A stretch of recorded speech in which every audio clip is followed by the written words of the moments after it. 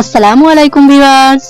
আপনার বাচ্চার 2.5 থেকে 3 বছর বয়স হয়ে গেলে সে যেই সবজিগুলি খেতে পছন্দ করে সেই সবজিগুলি মাছের ঝোলে অ্যাড করুন। মাছে আছে প্রচুর পরিমাণে ওমেগা ফ্যাটি অ্যাসিড, যেটি বাচ্চার মস্তিষ্কের বিকাশ সাধন ও সুস্বাস্থ্যের জন্য খুবই গুরুত্বপূর্ণ। তাহলে চলুন দেখা যাক আমি আমার বাচ্চার জন্য কিভাবে মাছের ঝোল রান্না করব। নিয়ে নিয়েছি 2 পিস মাছ, এর মধ্যে লবণ ও হলুদ গুঁড়ো মিশিয়ে নেব। তারপর কড়াতে তেল গরম করে মাছগুলি হালকা ভেজে নেব। সবজি দিয়ে মাছ রান্না করলে মাছগুলি অবশ্যই হালকা করে ভেজে নেবেন। মাছ ভাজা হয়ে গেলে আমি তুলে নেব। এরপর গ্যাসের চুলায় একটা হাঁড়ি বসিয়ে দেব আর দিয়ে দেব 1 চামচ তেল। আমি নিয়ে নিয়েছি কিছু সবজি, যেমন ফুলকপি, আলু, বেগুন, বিনস, ডাঁটা, বিট, গাজর। পরিমাণ মতো লবণ ও হলুদ দিয়ে হালকা ভেজে নেব। দিয়ে দিচ্ছি সামান্য জিরে, সরষে ও পেঁয়াজ বাটা, সামান্য টমেটো আর একটা কচি কাঁচা লঙ্কা। আপনার বাচ্চা যদি ঝাল খেতে না পারে তাকে কচি কাঁচা লঙ্কা দিয়ে ঝাল খাওয়ানো অভ্যেস করতে পারেন। তারপর 1 গ্লাস পানি দিয়ে আধ ঘন্টা সেদ্ধ করে নেব। সেদ্ধ হয়ে গেলে ভেজে রাখা মাছগুলি দিয়ে দেব।